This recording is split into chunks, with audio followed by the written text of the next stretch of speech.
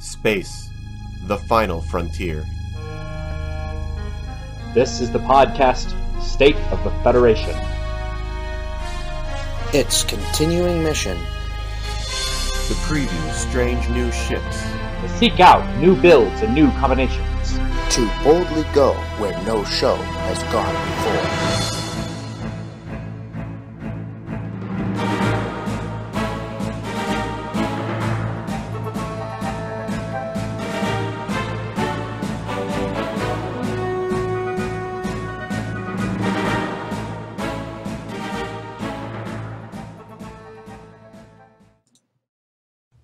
Good evening, ladies and gentlemen of the Federation, and welcome to another broadcast of State of the Federation. I am your host, Delta Angelfire, and you might see we have a slightly different layout today to make room for our new guest host of the day, of the week, of forever. We don't know yet. Joseph! Joseph, how are you doing today? I'm well. Hello, all. So far, so good. Couple of new ships previewed, so big news day, I guess. Why did they make you happy? All ships make people happy. I actually haven't. I didn't have time to look at the T-Rex, so. There's like, most of the cards are solid. At least we'll talk about that in a later show, probably. Right. Yeah. Yeah, so Joseph, it is your first time on the show, so before we go too far, why don't you tell us a little bit about yourself? Why should we respect you as a Star Trek Attack Wing strategist? Well, I had a pretty good run at Worlds. A pretty good run. Oh, pretty good, he says.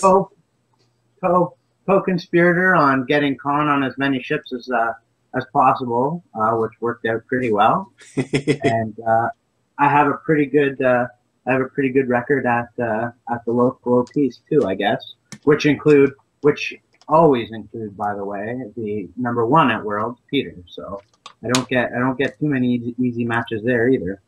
Darn that Peter. So well, he's good. You can't get away from that. He's darn good. I don't know. I think I could have had him if I had actually gotten to the last round, but somebody had to stop me and take second place, ranked #2 in the world now, mind you. Yeah, I guess that should be my criteria on this show. I put Willow, so there you go. So yes, just to make things clear, Joseph is currently ranked #2 in the world on the Star Trek Attack Wing leaderboards. I'm ranked #3. And Peter's #1. And yeah. Yep. And our show is now international. Since Joseph's one of those darn Canadians. Yeah, now we have an international flavor. That's true. Exactly. And of course, we cannot forget our illustrious other co-host Tucker, who has been with us for the longest time as the biggest proponent of the Borg and that incredible mustache on his avatar. That, I have to say, it's a pretty great mustache. Who's saying a distant 3 in the chat room? It is not a distant 3. I will... It is not a distant 3. It is... So from the person who was there, actually, it was like... It was a distant... Everybody else was... It's like a top 3 and then a distant everyone else.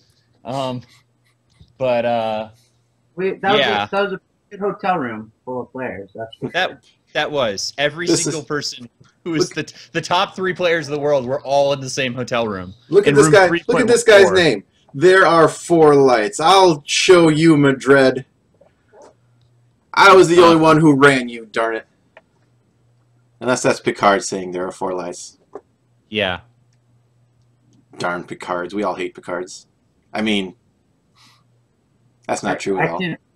I can't remember how many lights there actually were, so I'm right for breaking down, I guess. There were 4 lights, but we kept trying to convince that there was 5. True story. In Star Trek Online, there's actually a mission as a Romulan where the Tal Shiar tries to indoctrinate you. You can either resist it or go with it. if you resist it, you get the achievement. There are 4 lights, and if you go with it, you get the achievement. There are 5 lights. Excellent. Okay, well that's awesome. I guess we're shutting down and rebranding as a Star Trek Online podcast then. Look, no,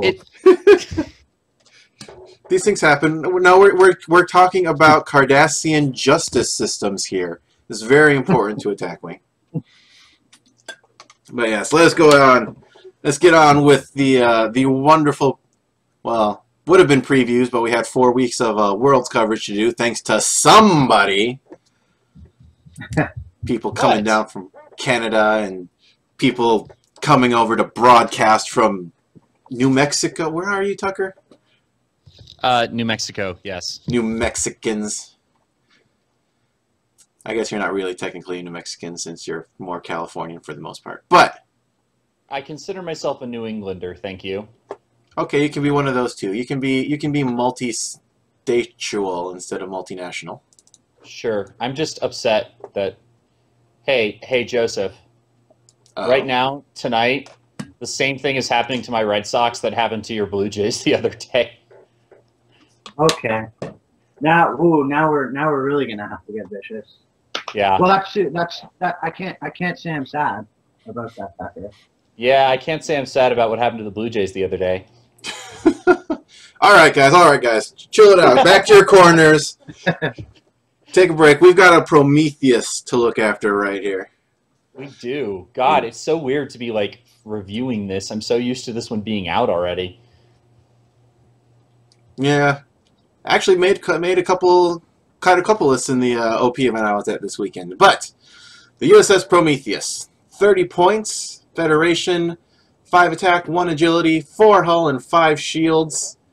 Has 2 tech, 2 weapon, 2 crew slots, and its special ability as an action. If you performed a straight maneuver this round, you may immediately perform an additional 1 or 2 straight maneuver. Considering this thing has a 6 straight on its dial, I believe, as a white maneuver, that means this thing can essentially go 6 + 1 + 2, 9 forward in 1 turn. Yeah, I'm actually very fond of this ship. It can go zippy zoom zoom. It synergizes extremely well with fleet captains simply because you can do any maneuver you want, then use your fleet captain to take a 1 straight and still qualify. Or you could do like a 6 forward, use your fleet captain to do a turn, then use this action again. So I'm very fond of it. Pointing whatever direction you want to go. I mean, you're getting the extra distance off of it, even without spending extra points on someone like Admiral Forrest. It's not as versatile, but if you need to chase somebody down. Also, this is a very solid 5145 is an extremely solid stat line.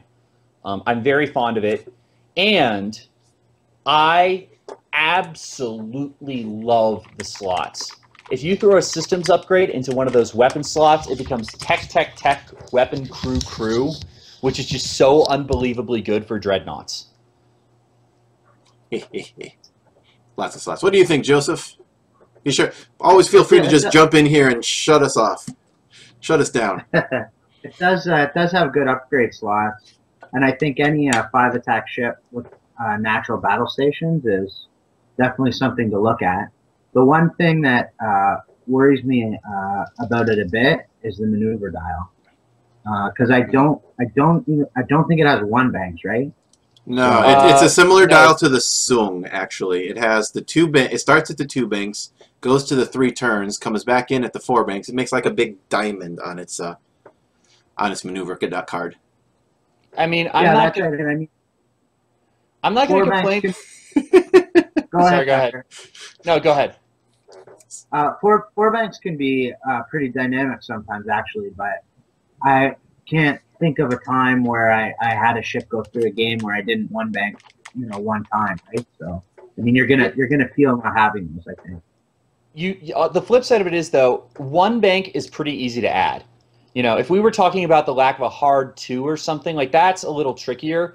But 1 bank you can get off of almost any bonus fleet or any bonus maneuverability option that is currently legal.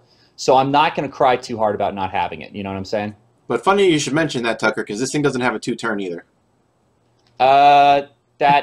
Yes, that bothers me significantly more as it happens. It bothers you. It doesn't bother me. Run it without the dorsal phaser array, right? I mean, No, absolutely not. This thing is married to its DPA. 5 attack value. That's what we always need. I was gonna say, the only other ships that come in with the Federation on this 30-point train is what? The Voyager? Even Enterprise D is only 28, right?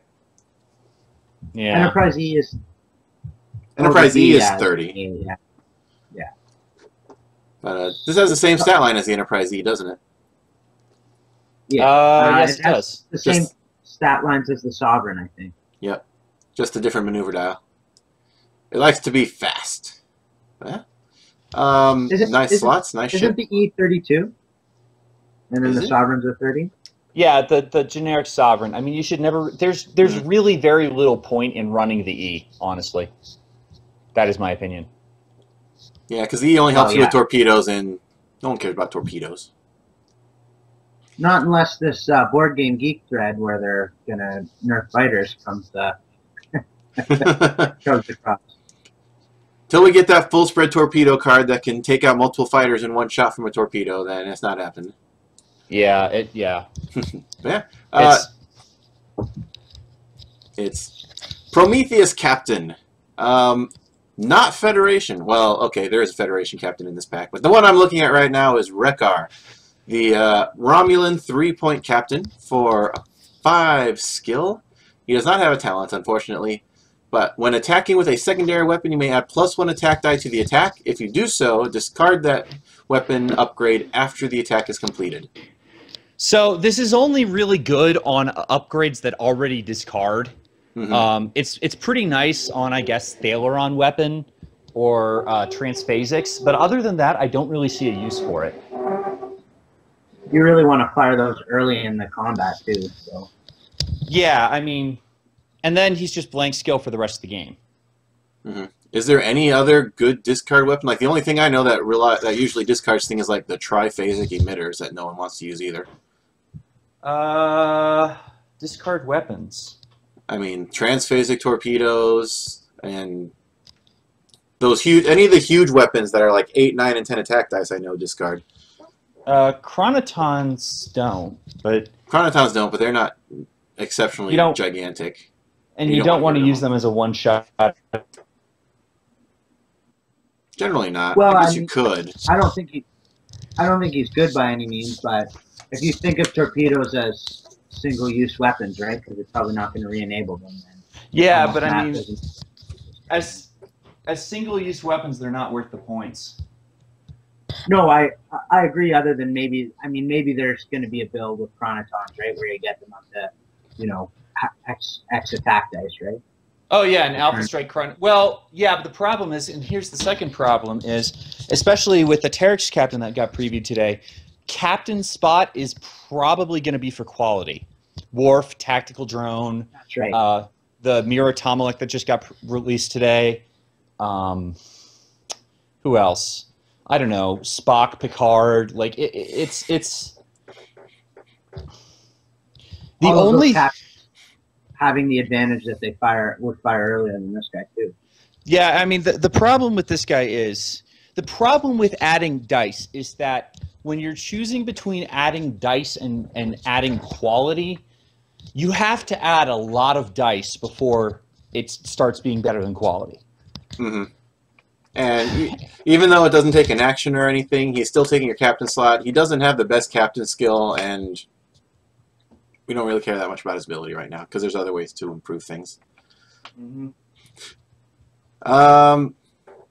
Wow, Joseph, the chat's after you now. Why is number 2 in the world on and not number 1 in the world? Because Peter is an antisocial hermit. Peter's not even in the Facebook group. Because we like Joseph better, darn it. No offense, Peter, if you're watching ever. Does he ever watch? Well, he might watch this one. I told him I was going to be on it and badmouth him. So. Nice. But yes, Joseph is a loyal fan and a proven strategist, so it seemed only natural to bring him on instead of Peter. And yes, Peter has no bioships. That's true.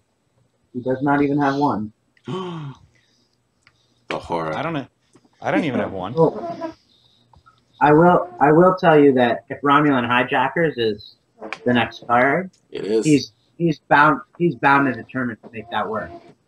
Romulan Hijacker is actually a pretty interesting card. So, Well, let's talk about it. Yeah. indeed, 4-point Romulan crewman. Is someone moving a desk? Shut up. 4-point Romulan crewman, Romulan hijackers. Unique.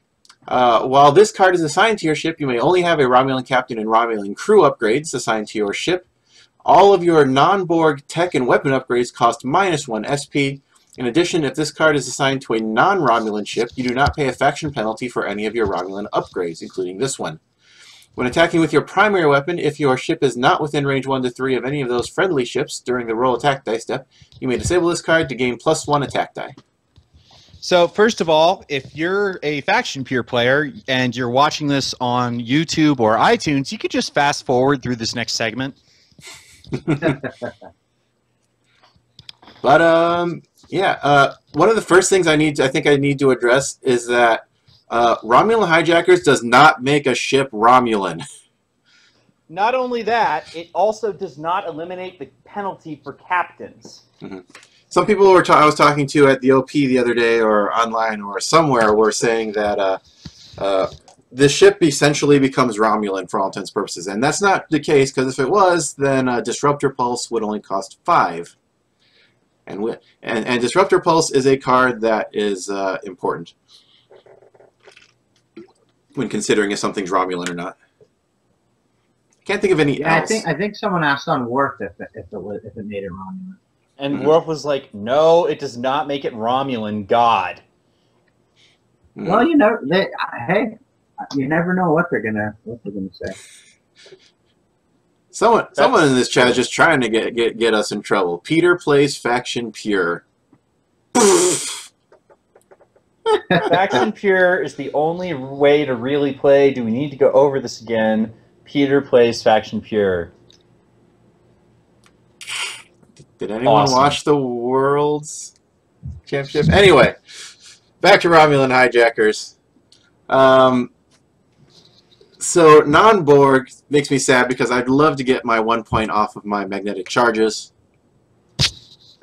But I feel like this could be hilarious with the ships with loads of tech slots, like especially like, you know, well, maybe not bio ships because of the point limit, but maybe the Dauntless. The Dauntless, which has 4 tech slots and is coming up soon, or the or even the Krenim ship, which has like 2 or 3 tech slots. Well, actually, I mean, in all honesty, the other one that you might want to think about is the other Fed ship that has a Romulan association, which is actually the Pegasus. The Pegasus naturally gives a tech discount anyway, so it is something worth considering. That said, this is a fairly expensive card. It's 4 points, you know, so on a scale of 1 to 5, it's pretty expensive. And the Romulan captain is an expensive component to it as well. Right. So, in other words, assuming that you're not running a generic captain, which remember, faction penalties never apply to generic captains, this card essentially costs you 5 points. So it needs to provide at least, in my mind, a 4-point discount. Its ability might be worth 1 point. Its ability is definitely better than Tuvok's. Well, that's true.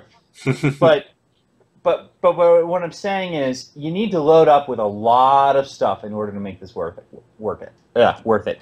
And number 1, number 2, the Romulans. How am I going to put this? When I think of factions that have great captains, the Romulans do not leap immediately to mind. They have some not too bad crew upgrades, though. That's true. But I would say, in general, your captain is more important than your crew upgrades. Oh, that's interesting. Use Terrace as the captain. Discard the Romulan hijackers after you get the discount. Ha! I like it. The one last thing that I would want to put on this is these things can reduce the cost of your shuttles. Since all you need on that is the bonus captain, and you can load up your tech and weapon upgrades or whatever and get your discounts on them. I'm not sure. I'm sure there's other crewmen you might want on your shuttle knot instead, but if you limit it to the Romulan crew, which aren't terrible in and of themselves, I think you could get a pretty hefty discount, especially on people that load up their shuttles with like 12 extra upgrades. I guess so. It's just also the flip side of that is shuttle knots. There is a premium on slots in shuttle knots. Mm-hmm. The only way you'd be able to get more really is to go for one of the lesser fleet captains that give an additional discount, which could be cool. But also more slots, either the more crew or the more tech, or even the weapon slots. And yeah, or some kind of a ship where you can just stack the bonuses where maybe you're not even actually recouping 4 points, but you know you're getting to -3 or -4 on your techs, and then you can just sort of put whatever you want on, right? Many slots, just fill your slots, right? I'd love to have 6 free tech slots for 6 free cloaked mines. Yeah. Well, I don't know. That didn't really help Jared day one. That was fun and hilarious. Let's see. Anything What else on this? was he paying for those cloak mines? One other thing I think to note on this, if I am reading it correctly, is that you can just leave Romulan hijackers on a Romulan ship and it would just give you a discount to everything. Yes. That doesn't seem too bad either. You can add it to your scimitar or whatever, and now you have 2-point interface generators, and maybe you can stick your Thaleron beam on there. Who knows? But Romulan hijackers, not just for hijacking ships. But pretty cool. All right. Anything else to say about those? Thanks for the score update. There are 4 lights. Score update? Red Sox. Red Sox scored. He's apparently sending me updates whenever the score changes. Next captain, we have the best captain ever in any Star Trek series, and I defy you to prove me wrong. We have the Doctor, or as some of us might like to call him, the Emergency Command Hologram. Poor Doctor. Oh, man. If you guys, for some reason, haven't gone through Voyager, and you haven't seen the sequence where the Doctor turns into the Emergency Command Hologram, it may be one of the best sequences in all of Star Trek. And his uniform turns red, and the little seed potatoes pop out for his extra command pips. And he's got the dramatic music is playing. It's great. And all that home in half the time. For a 2-skill captain. Maybe. I guess technically he wasn't the ECH on the Prometheus, but he only costs 1 measly point. This is 0 points if you use him with the officer exchange program. And then you can have him on your Kazon ships. I don't know. Delta Quadrant something. But at the start of the combat phase, you may attempt to increase your skill number. If you do so, roll 1 attack die. If you roll a hit or a crit, your captain skill is a 10 until the end of turn.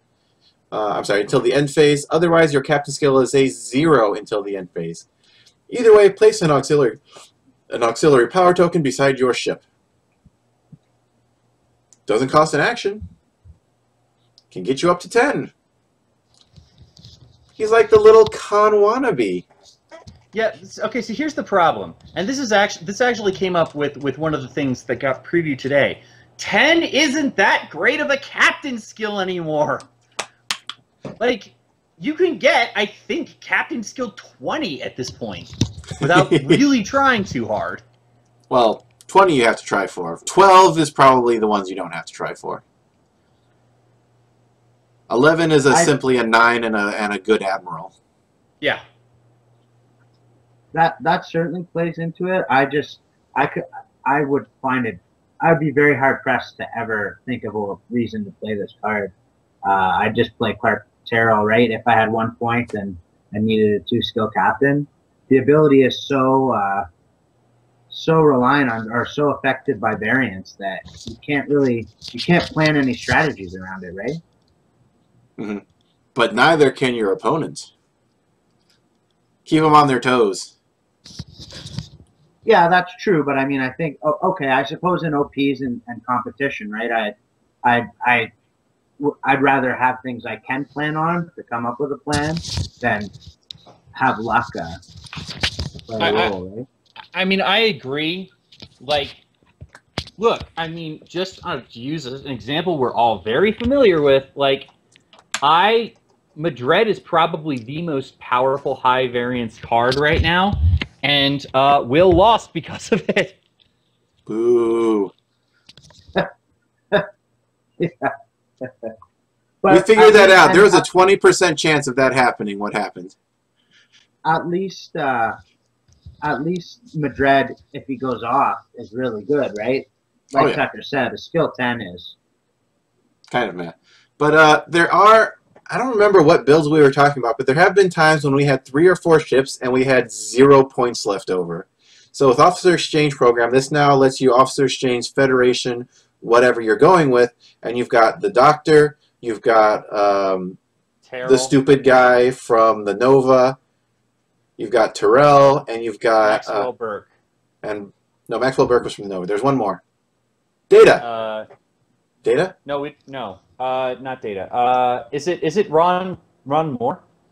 Yes, I believe it is. So if you have absolutely 0 points left over after all of your ships, you can take our point reducing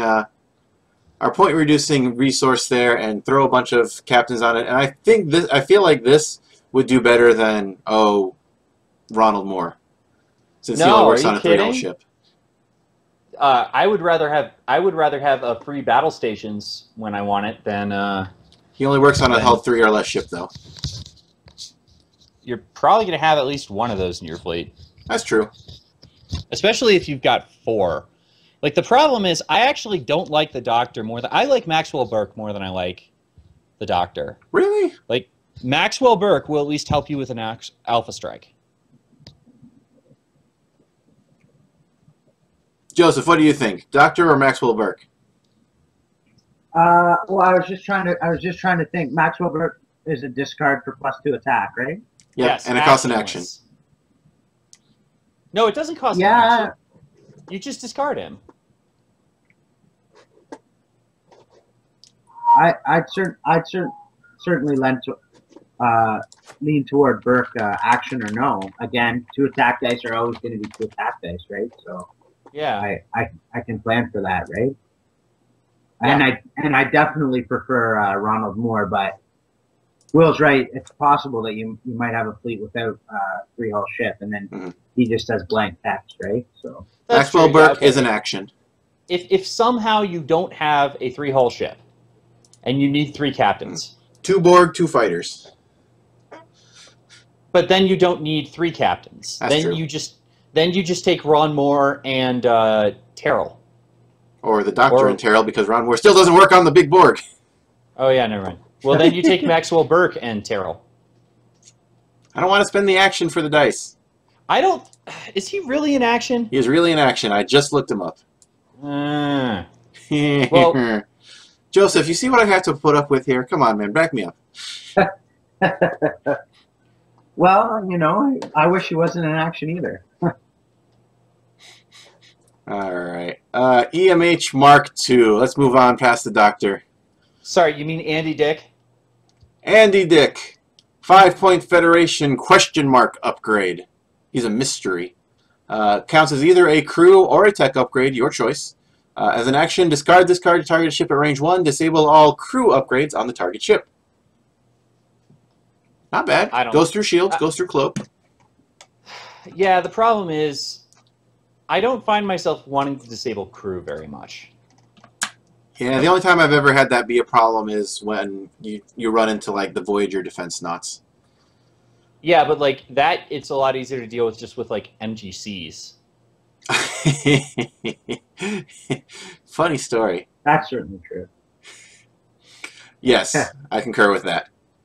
But, His versatility is always nice, so crew tech, that's always good. There's a board crew that does what he does better though, right? So well, there's Croesus that discard that'll disable and steal one. There's fourth or third of 5 that disables just 2 upgrades. No, there is one of those guys. He was on the scout cube that disables all crew, I think, and I think he does it at range 1 to 2. Yeah, exactly. So I mean, you could conceivably play this guy over that crew if you were short, if you didn't have a point to spare, right, and you need to go on a fed ship, or you had no crew slots and you needed it to be attacked, right? That's true. But other than that, I think the board guy is better. Yeah. Poor Andy Dick. I agree with there are 4 lights. O'Brien for life!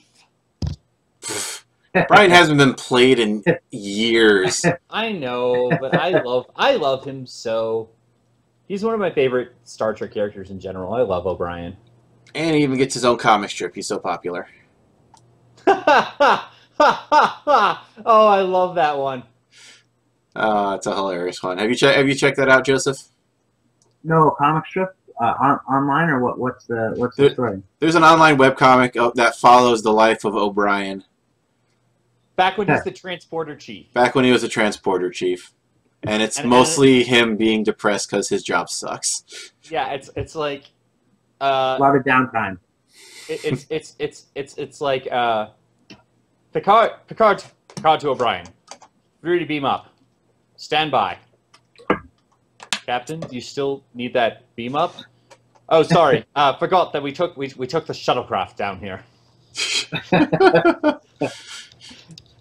It's like terrible Patrick Stewart impression. He might be the best chief engineer.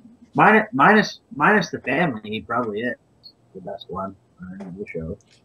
I mean, he completely refit a space station to move. Those famed Federation engineers that can turn rocks into replicators. He's a miracle worker. All right. I'm always fond of Scotty. Yeah. Well, those are the 2, I think, right? Why no love for Geordi just because he sucks in this game? Because Geordi is just awful. He's a boring character. I have a friend who will only admit this when he's been drinking, I'll say heavily, but he lets me know that he became an engineer because of Geordi LaForge. So really?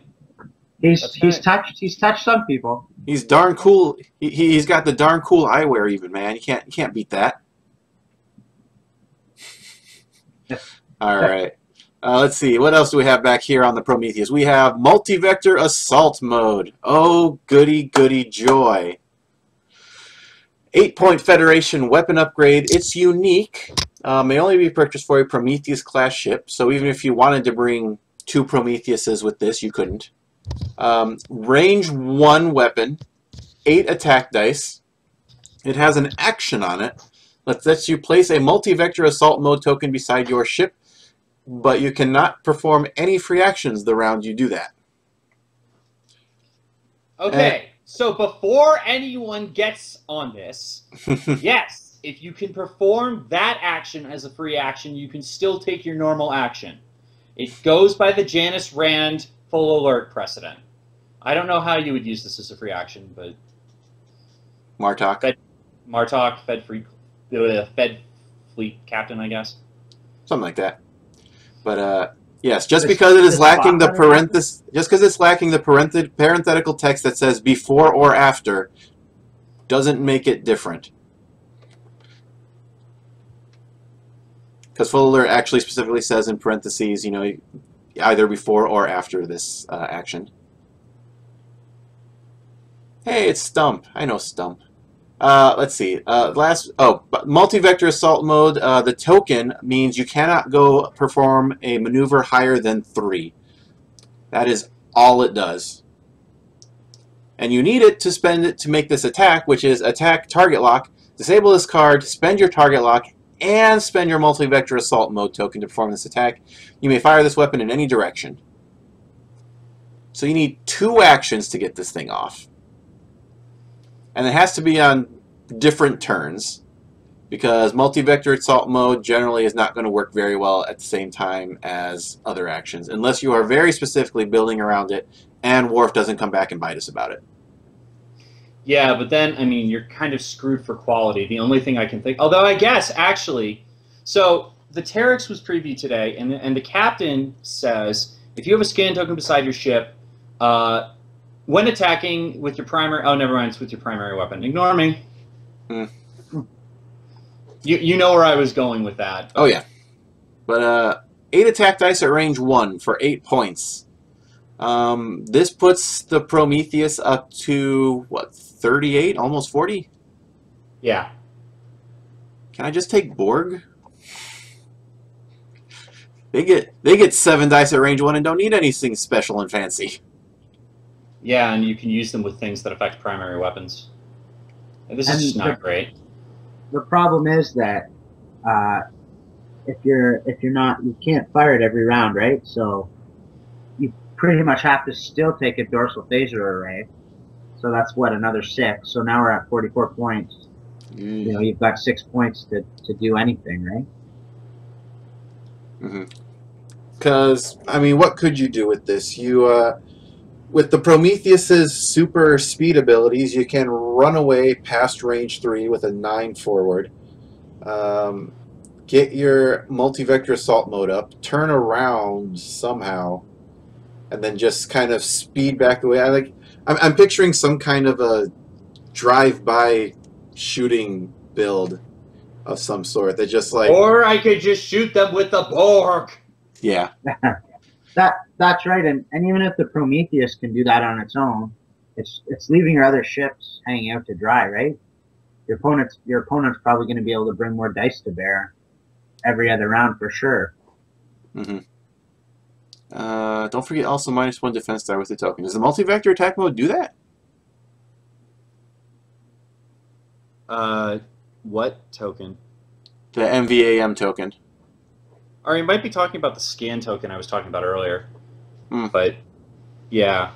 Even so, even if it was just 1 defense die less, I mean, that's still not enough to make me want to run this. But, I suppose I should look that up at some point. That would probably be a good time. Look, I'd rather just put a Type 8 phaser array on the Reliant. At that point, it's half the points for 5 attack dice. I wish I could put multi-vector attack mode on the Reliant.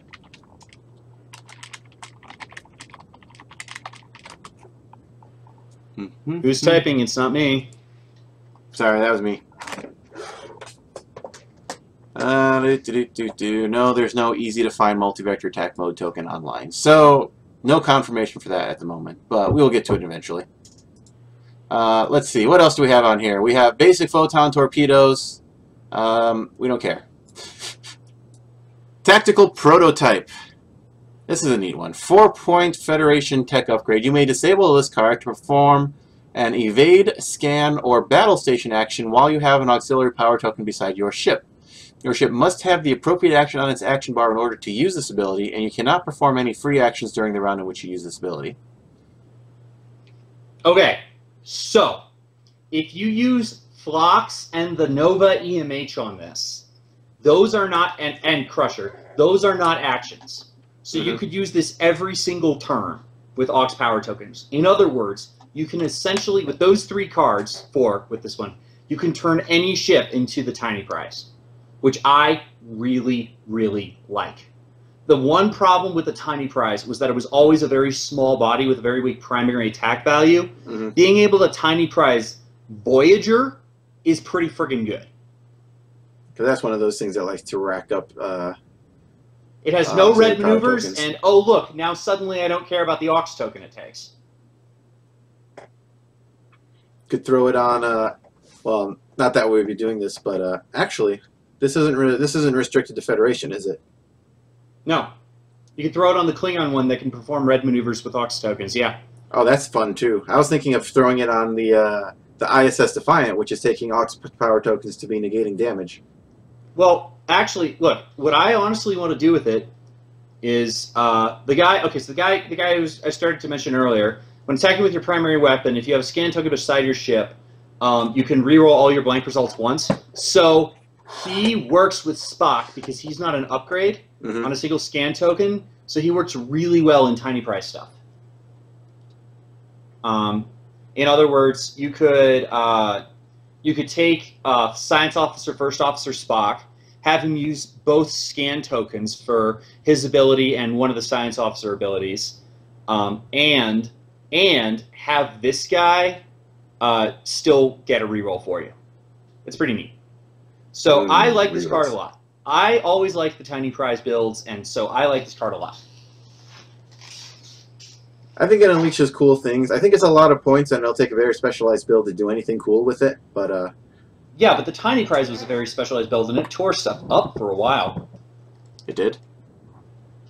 Yeah, it was really hard to deal with. Huh. Yeah, I mean, it was this was in that really small window where EHP you could do it on every attack. It was just a pain. I agree with you, Will. Though it seems like there'll be some small niche, right? And then, but it'll be really good there. And I guess that's ultimately your point too, Tucker, right? A tiny price kind of a situation. The other thing we were talking about is you were talking about specifically the Bemoth, which can perform red maneuvers while doing this. Well, we can still do that with the Romulan helmsman, because he fits in well with the disabling, re-enabling flock shenanigans. True. So any ship can do all of its red maneuvers all of the time. And maybe it might even be hilarious with actually using the skilled helmsman or the what's the other one? Evasive maneuvers templates. Nobody uses those. I know, right? Oh, silly. Don't be silly, sir. All right, let's see. You got 2 more cards left. Starting with Regenerative Shielding, 4-point tech upgrade. During the planning phase, you may disable this card to repair one of your shield tokens. This upgrade costs +4 SP for any ship other than the USS Prometheus, and no ship may be equipped with more than 1 regenerative shielding upgrade. I mean, it's pretty much an automatic 1 shield, and that's worth 2 points. If you can get it again, it pays for itself. But the question is, are you going to get to do it again? And I feel like the only ships that's going to happen on are going to be ones that are using improved deflector screens. Yeah, that's probably true. But for the ones that are using improved deflector screens, yeah, because I think you want to pair them together anyway, right? It keeps the shields, which you need for deflector screens, and it helps you sort of try and achieve critical mass and taking, whatever number of hits away, right? Mm-hmm. This deflector screens on the ISS Defiant. I mean, you'd have to get a tech slot on. You'd have to get 2 tech slots on there at that point. But now you're taking 3 hits away. If you can get a ship up to 4 or 5, then wow, I think you're really somewhere, right? Mm-hmm. I mean, go ahead. The other thing is that, but the only other thing is this ever worth 8 points on another ship? No. Oh yeah, that's right. This is questionably useful on the Prometheus. It is not useful on anything else. How much was the extra shielding for the scimitar? Who cares? It's terrible. Yeah, fair enough. But ooh, getting loud over here.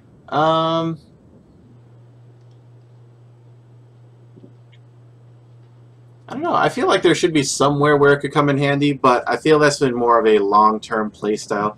If anybody ever plays like really long-term campaign something kind of game with these, this is a very nice forever working shield regeneration for anything that doesn't have regeneration to start with.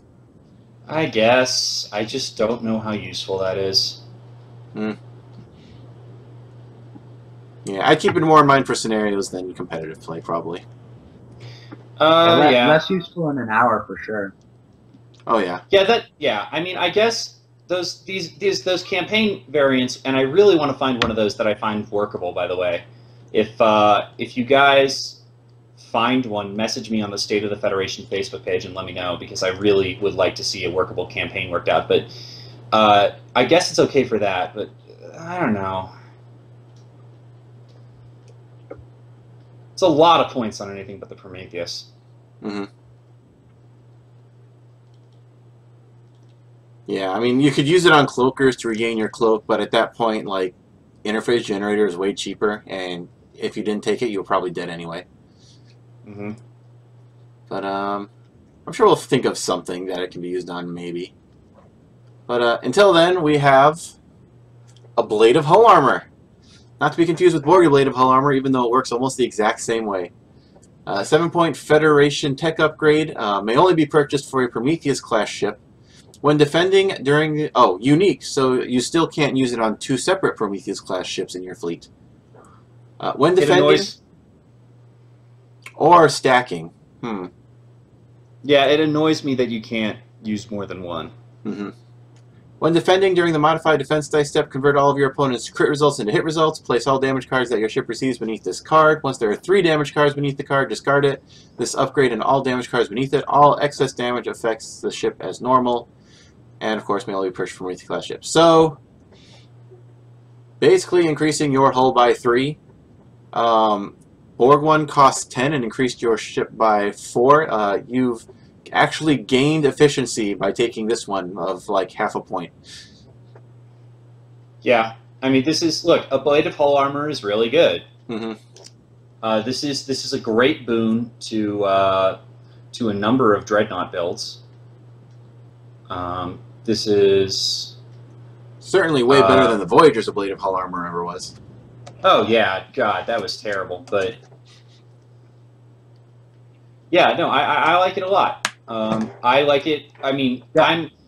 I see Prometheus classes as a great chassis for a dreadnought build, and this is a great piece of a dreadnought build. So I feel like they go together like peanut butter and diet root beer. Dreadnoughts are where it seems to shine, for sure. I'm very broke, Will. Shut up. Having the 50-point cap, this and ablative does this and dorsal phaser array doesn't leave you much, so it's definitely a shuttle knot. Shuttle knot. Yeah, this is a great thing to, shuttle knot all your crew on board or whatever, and just fill up a tech slot with this. Mm-hmm. Yep. I don't think I have anything else to say about this, because we kind of did it all when we were talking about Borg blade of hull armor back in the day. God. So, yeah. It's good. I like it. Bam. That's the end of the USS Prometheus for us. Is that it? Yep, that was all the cards. Huh.